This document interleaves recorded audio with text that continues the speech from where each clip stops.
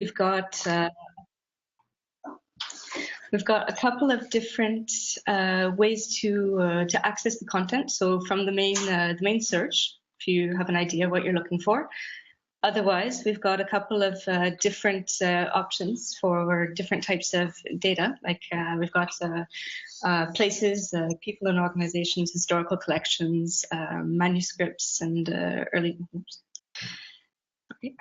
early printed books. We've also got a couple of maps to visualize some of the different data based on places of origin and publication, and also current holding institutions. So let's check out the places of origin and publication map. Now the size of the circles gives us an idea of what the concentration of documents is in a particular area. So just looking at Lyon, we've got 10 manuscripts and 579 editions in the portal right now. That's going to keep, well, we're going to keep enriching it with more and more things, but to start, we've just got those. So if I click on Lyon, I get to a page that will give me a little bit of information about the city. We've got up here at the top some links to different external authorities like Jew names and Data BNF, the Getty vocabularies, etc. We've got a list of the different holding institutions that are located in this place, in this city. And we've got, just after that, we've got the list of the different manuscripts that have been located as originating in Lyon. And we've also got a separate section that lists the different editions that were published there. Since that's quite a long list, I'm not going to scroll any further. From that, we can click on any of the manuscripts. So let's see. Clicking on the first one here, Latin 2859 at the National Library of France. So we get to this page, which has a little bit of basic information about the manuscript. This section will also be expanding as we add different resources that are participating in Biblissima. We can show, like here, for example, we have a bit of a conflict with the date at which this manuscript is thought to be produced. So we've got two different sources. We've got Bibal, which is a database at the IIIF, the Institute for Research and History of Texts here in Paris. They've dated it slightly before Europeana Regia, which takes its information from the National Library. So we can show both of them and show the source, who has which dating. And just below, we've got Mirador here embedded in the page. And so it's open to show, give us a quick view of the manuscript. And just below that, we've got the link. We've got to the manifest, and we've also got the IIIF drag and drop logo, and that does function. You can drag that into. You can drag that into a different Mirador viewer that's already open. We also have the link to the digitized manuscript in Gallica. We've got a section that lists the different texts in the manuscript, and since this one has quite a few of Flores de Lyon's texts, we've got lists of all of them.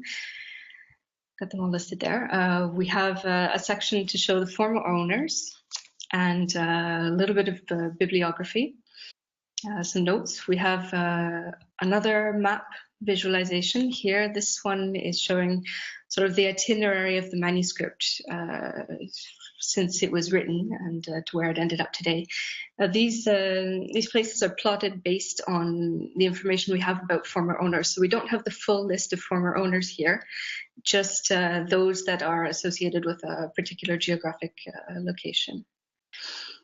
And scrolling down to the end, we have the list of databases that have provided information for this page, and a permalink, and later on we'll have some different formats where you can export the record. So I'm just going to go back up here towards the former owners.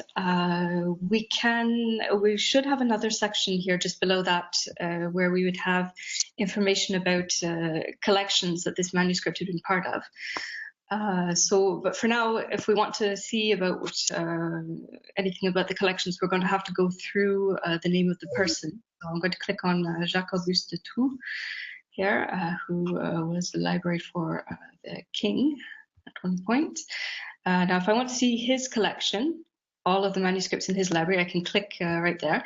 And there we have another embedded Mirador viewer, where we're showing the list of all the manuscripts that are made available through IIIF that were part of his library. So it's a collection level manifest. We can scroll down through that, click on them, look at whichever ones we like. We've also got a link for that IIIF collection manifest right there. So if I go back to my manuscript, oops, back again, I can add that manuscript to my my basket. And if I want to add some other manuscripts, I'm just going to go back here to Lyon. I'm going to take this manuscript from St. Gall. Add that to my selection as well. So now I have two items in my basket. There's a little box here at the bottom of the page, which is always visible, so you can always access whatever you've selected in your basket. Now, if I wanted to add something else, I'm going to just do a quick search for Flores de Lyon. Okay, so we have an autocomplete function on here but I'm just going to look for everything related to Flores to have it in my search results here. Let's see, so I'm going to narrow it down. I can click on manuscripts either here or over here at the side. So I'm going to have 14 manuscripts. Now we have differences with the manuscripts here. Some of them we have an icon here that says digitization unavailable, and so what that means is that either the manuscript has not been digitized or it simply isn't available via IIIF to be consulted in the portal.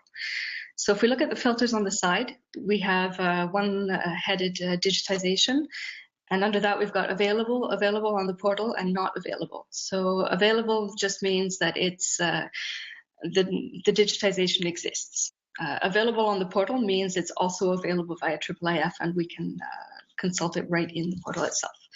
So I've clicked on available in the portal, and scrolling down this list, I have 8, 7 from the National Library of France, and this other one here from the University of Heidelberg. So that one, I'm going to select it right here and add it to my my basket.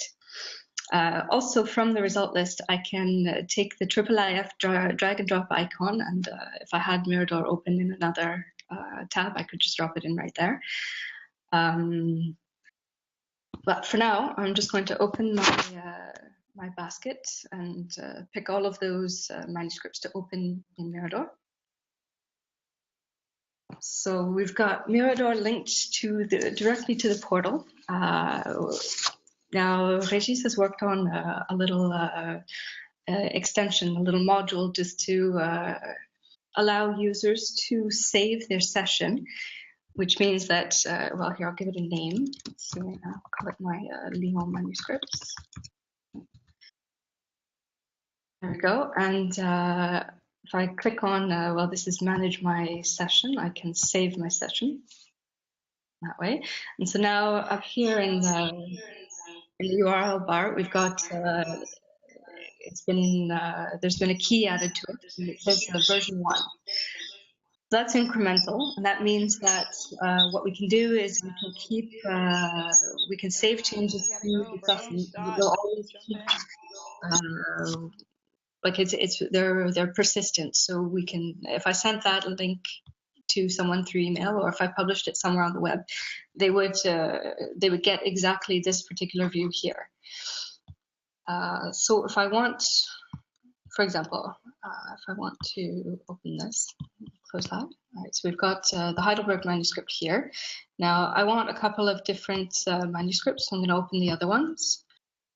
Let's take these ones here. All right, now if I save my session at this point,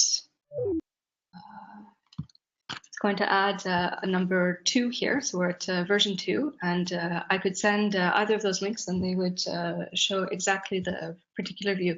So the session saves not only the documents that you've loaded, but whatever the configuration is for the Mirador viewer. Now, if I wanted to zoom in on on the Heidelberg manuscript here, and I wanted to save that again, it would open it at that particular zoom level. Now,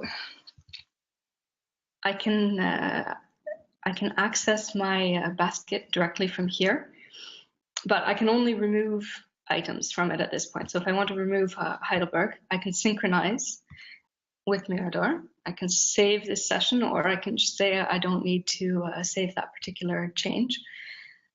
So now I no longer have Heidelberg in here.